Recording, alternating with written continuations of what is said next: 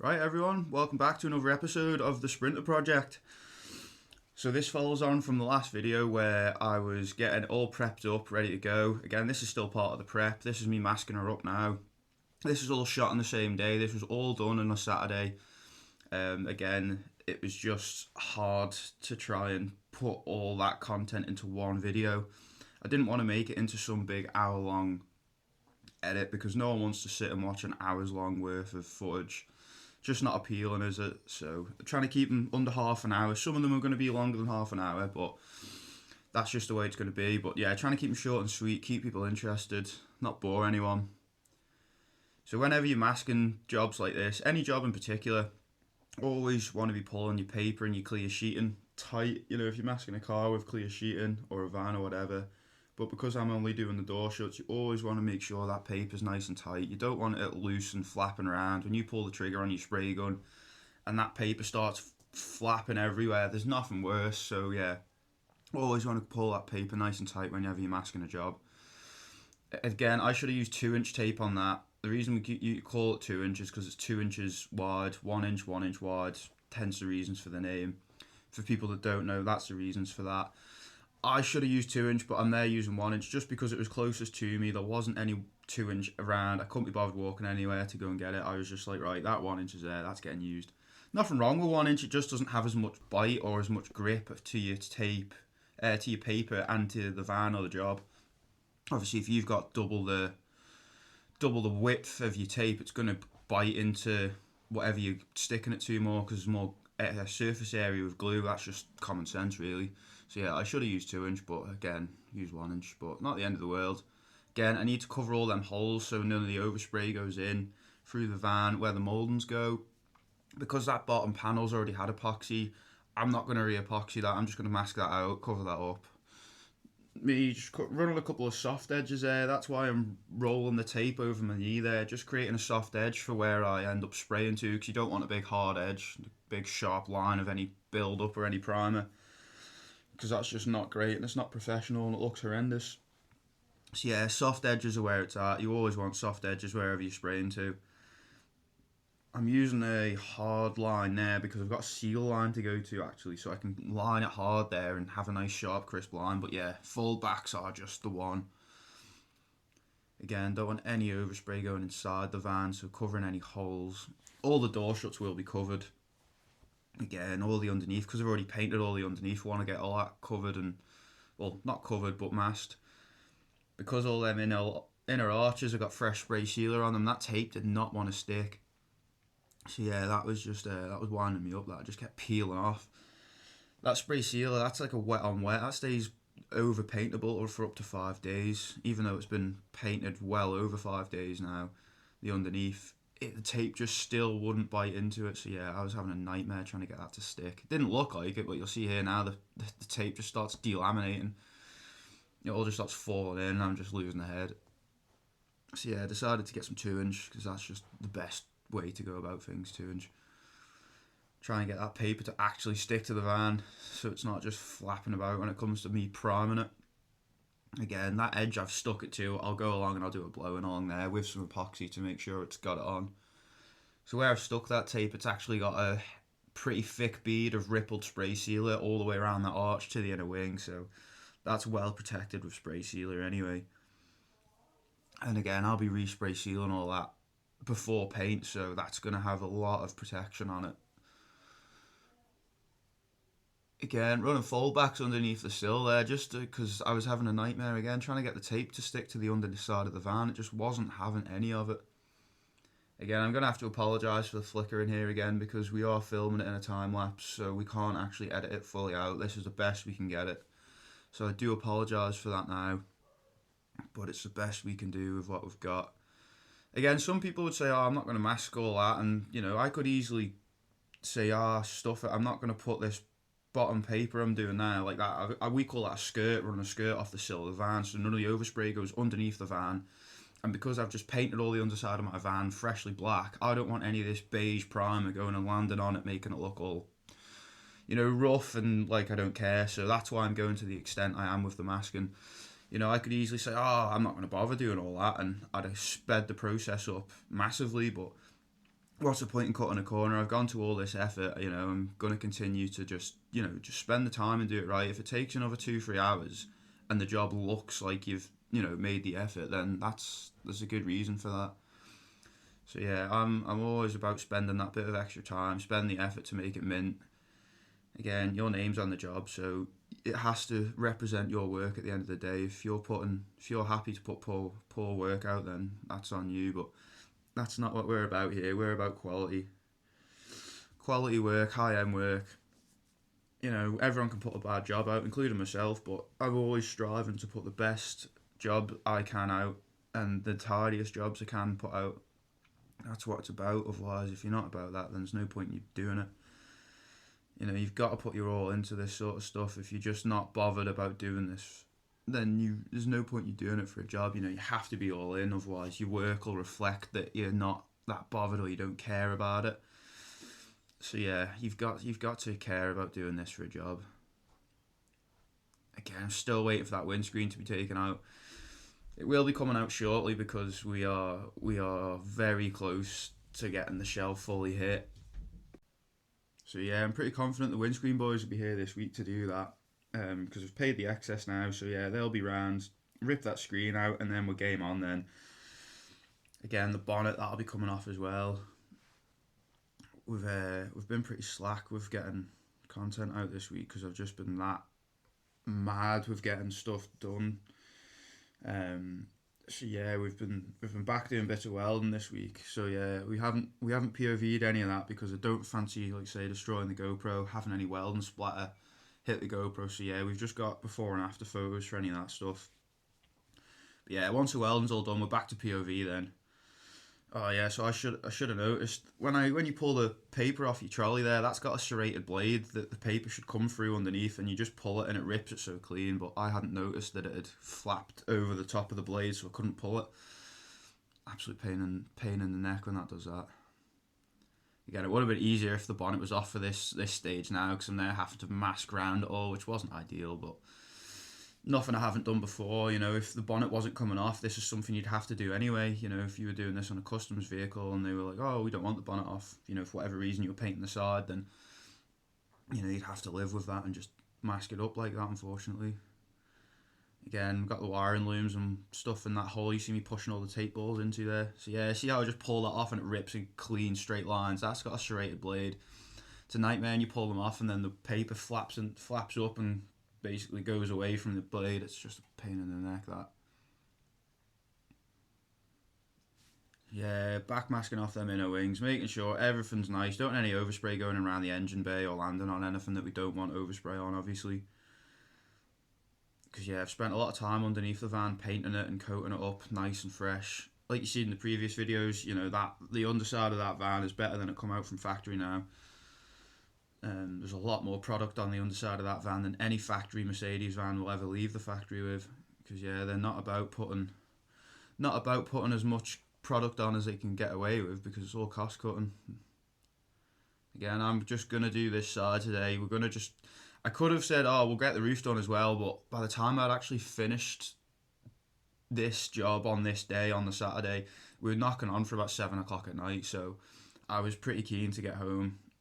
So yeah, Sunday was tackling the roof. So again, you'll see that in the next episode of the Sprinter build that I'm doing. Again, all about your fold backs and your soft edges whenever you spray into a masking edge. You can't be spraying to hard edges because I can't really explain it to people that don't know what I'm talking about, that don't do the job. They won't know, but people that are watching this that do the job, you'll know exactly what I'm talking about. You can't paint to hard edges. Again, keeping that epoxy there, just going in and turning that upside down every so often, because that just sediments in the bottom of the tin. So yeah, you want to make sure that it's doing its thing, because they take about 10-15 minutes to stir them tins up, because it's just like trying to stir concrete around the bottom of a tin. It takes forever to mix it in. So yeah, whenever I'm jumping in the mixing room, just turning it over, vice versa, giving it a shake. Again, this is where your time is. People really don't appreciate all this. People say, oh, I just want that side of my van flicked, or I just want that door painted. It's like, yeah, that's great, we can do that, or I can do that, but you know, you've got to do X, Y, and Z and cover the entire thing and do this and do that just to paint that one section. So it's nice for people to actually see what goes into this, because a lot of people don't appreciate it. It's a hell of a lot of work that goes into doing this sort of stuff, especially the extent I've gone to. But even just painting the side of the car, people don't appreciate the nonsense you've got to get involved with just to, say, paint a door. You know, you could be taking a glass out, you could be taking a window motor out just to be able to remove a door handle, just so you can paint that door. You know, so you could have like two hours and stripping a door. Maybe you've never stripped that motor before. Maybe it's a nightmare. So if you've not stripped it and you're just like, oh, I don't want to break anything, it's not the most appealing of things to be getting stuck into. Especially if it's an expensive motor. You know, that's even worse. You're pulling at stuff, you're ratcheting at stuff, thinking, that doesn't feel like that's going to come off very nicely. But yeah, sprinters, we strip sprinters on the daily. Sprinters are easy to strip. And I'm not just saying that, they are just so basic and easy to strip. They're just made to be taken apart easy. They're like Lego.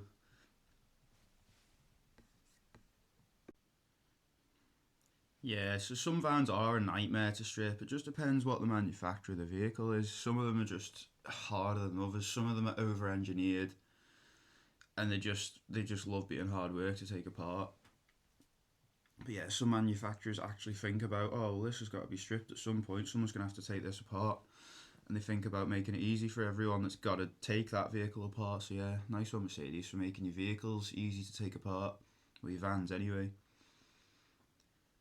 Again, the side of these door shuts isn't too important how I cover these, because we're not spraying this side of the van today. We're just getting that driver's side covered up, getting that covered in epoxy.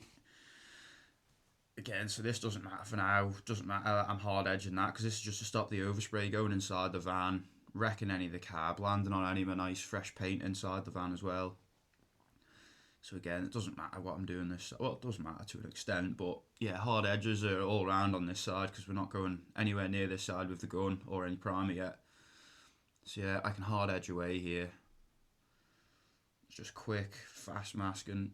So I did make a schoolboy error. I decided to cover this passenger door shut before jumping in the cab and masking the inside hole for the aerial.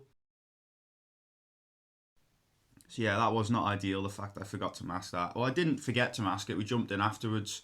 So after I've done all the masking and covered this door shut up, I then have to cut open a little paper doorway, jump in the cab, and yeah, stick some two bits of 2" inside there just to cover that hole. Because again, all the overspray would go in that hole, go in the cab, and it would just be over everything. So yeah, I did make a slight mistake with that. I should have thought about that. But again, this is what happens when you just go. You end up getting too stuck in and you forget something so simple and so stupid like that. But yeah, it's not the end of the world. Main thing is it didn't go in and just prime it and look at it and think, oh, I forgot to mask that, and then just, you know, play oblivious to it. Because again, I wouldn't do that on anyone's motor, especially not my own. So yeah, I did have to just go in there and cut that masking and remask it. But again, it's not the end of the world. I wasn't too stressed about it. My main concern was getting this side done and getting out of here for the day.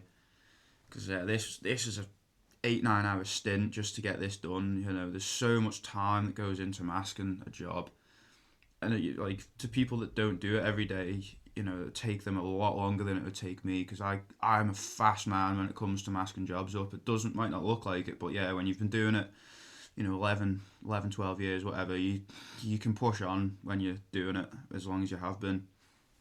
So yeah, this is when I go up now and I'm like, oh yeah, that hole's not been done from the inside. I start laughing to myself, calling myself an idiot. But yeah, it's not stressing me out, I'm not bothered. Again, the bonnet, I don't care about overspray going on that, because it's all getting painted. The grills are getting painted. Everything's getting painted, so really don't care about overspray on that. I more care about overspray going underneath the van and landing on the underside of it, because I've painted it all nice and black under there. So that was my main stress and my main worry. Yeah, I spent a long time prepping the underside of that van to get that mint. So yeah, that was not an option to have the overspray go under there and cover it all. Well, we're getting close now. The panel wipe rags and the gloves are going on. For people that know me, I hate wearing gloves. People that know me and see my hands all the time know how much I despise wearing gloves, because my hands are always covered in paint.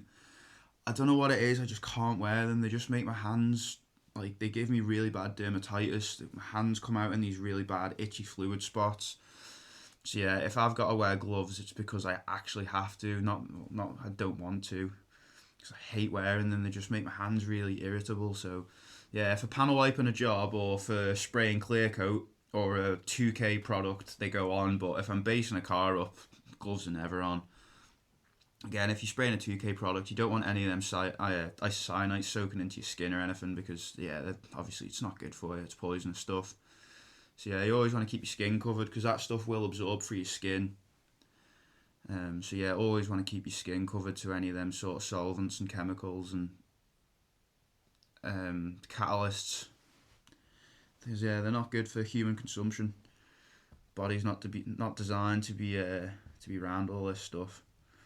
Yeah, and I'm getting fresh cloths for pretty much every panel here, because you can see on them blue cloths how dirty and black the metal is. It's really dirty, so yeah, you want to make sure you've got a mint clean surface so what you're spraying on. So I'm using a solvent-based degreaser there again. That's the Octrol branded one. Silicone remover. Yeah, probably my favourite silicone remover I've ever used. It really goes well with working with sealer, seam sealer and stuff. It makes it really malleable. And it stays wet for a long time, so you can really make your sealer mint. I've noticed that with using this stuff. It's just fantastic for getting nice wet beads of sealer, like pushed in with your finger and stuff. Again, so that's a good product, that from Octrol. Inner wings, getting them degreased up hellishly, because yeah, they've got a lot of wax oil and stuff on the inside of them. Yeah, this is the exciting bit now. This is the bit everyone's probably hanging around for, getting the gun out. So again, I keep a little wing in the booth, just my test panel. It's always good to have a test panel before you go up to your job. Make sure your gun's spraying right, make sure your fan's spraying right, make sure you're happy. You know, you don't want to go up to the side of a car or a van or whatever it is you're painting, pull the trigger, and a load of crap flies out your gun because you've not cleaned it right last time, or, you know, there's been a blockage in there, or, you know, maybe your fan's not spraying right. So it's always good to go up to a test panel and just say, right, I'm just going to test the gun. Yeah, so that's just one thing I've always had in my head. You know, don't go to your job and test your gun on the job, because if that fires a bit of crap out, then it's game over. You know, the gun's going to get flung at the wall and you're going to be kicking off. So, yeah, not wise. I've seen boys do that, and it's just, you know, just have a test panel. It's that simple. That wing was off a scrap car. So yeah, I'm spraying that epoxy just over 2 bar, because again, it's not that thick. It's a 2-to-1 and it's 10%. It's actually a wet on wettable as well.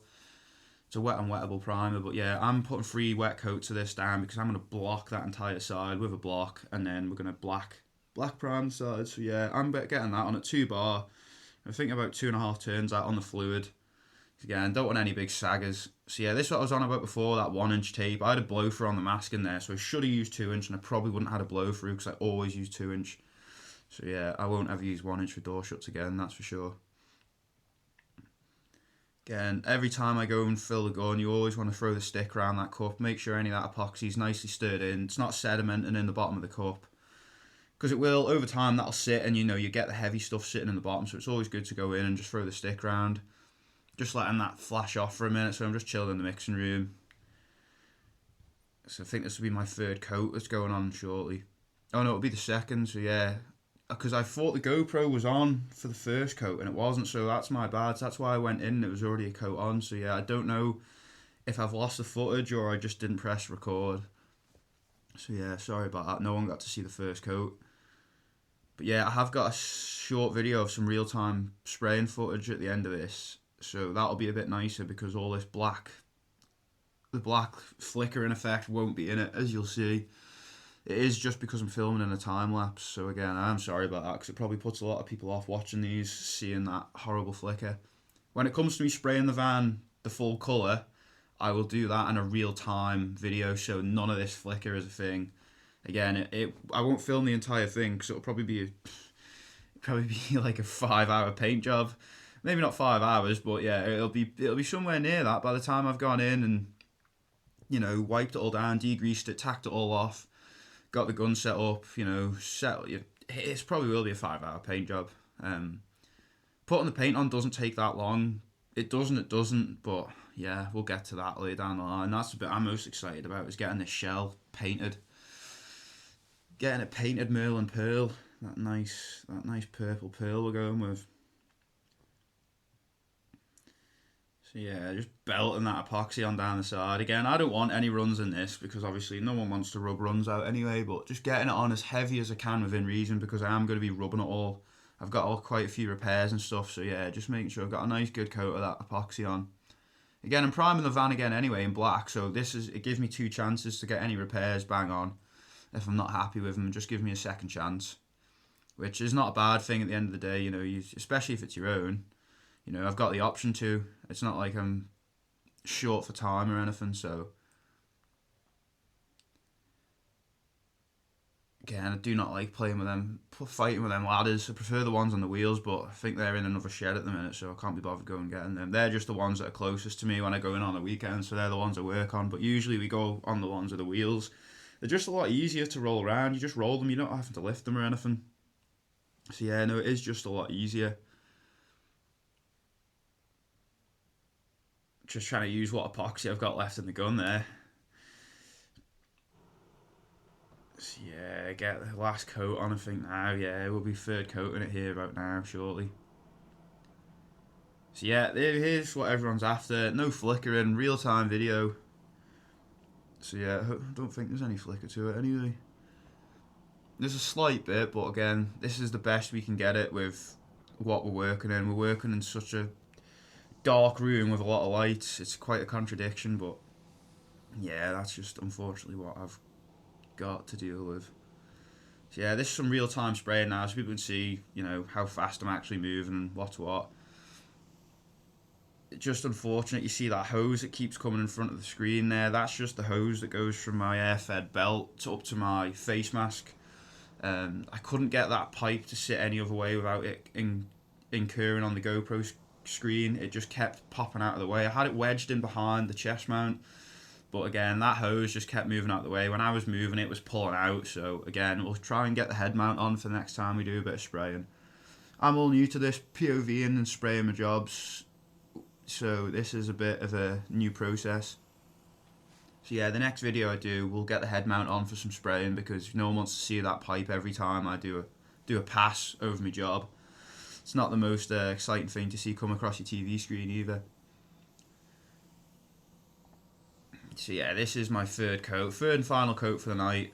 Again, this is pushing it on for 7 o'clock. I'm so done at this point now. I've had enough. But yeah, I just got to set myself goals on the weekends. It's a case of, right, I've got to get X, Y, and Z done before I can go home. Doesn't matter what time it is. That's got to be done before I can leave. Because the weekends are where I get the most done to this van. I get a good 8, 9, 10 hour day put into it, which, is a good shift. And that's what I need, because otherwise it's going to drag on and drag on. I need this done for Christmas, ideally. Which isn't unrealistic, but, it's the shell, then it's the panels, and then it's all the plastics, and then it's building it all back together. So yeah, we've got some work cut out for us, but it's nothing we can't handle. It's not something we don't do every day, is it? We're at this stuff 9 to 5, Monday to Friday, so we're going to get there. It's just getting the motivation levels up. That's not the easiest. But yeah, if anyone's wondering about spraying this stuff or wants any information on it, just give us a shout and I'll get back to you. I can't really say any more other than I spray it at 2 bar of pressure, a couple of turns out on the fluid, whatever gun or however you're comfortable setting it up. You could paint that at 5 turns out, but it'd probably be on the floor, so I wouldn't recommend that. But yeah, that's pretty much us for this episode now, really. This is me just finishing this side. Again, the next episode, that'll be me hitting the roof, grinding the rust out and getting that sprayed up. Again, the roof's pretty hellish up there. There's quite a lot of rust. I mean, where is there no rust? It is a Sprinter van after all. So yeah, no, I want to say thanks to everyone for watching and following the series, because it is special to me and it means a lot that people are watching this stuff. So no, I want to say a big thank you to everyone, and yeah, if you want to keep following, please do, and give us a subscribe. Thank you very much.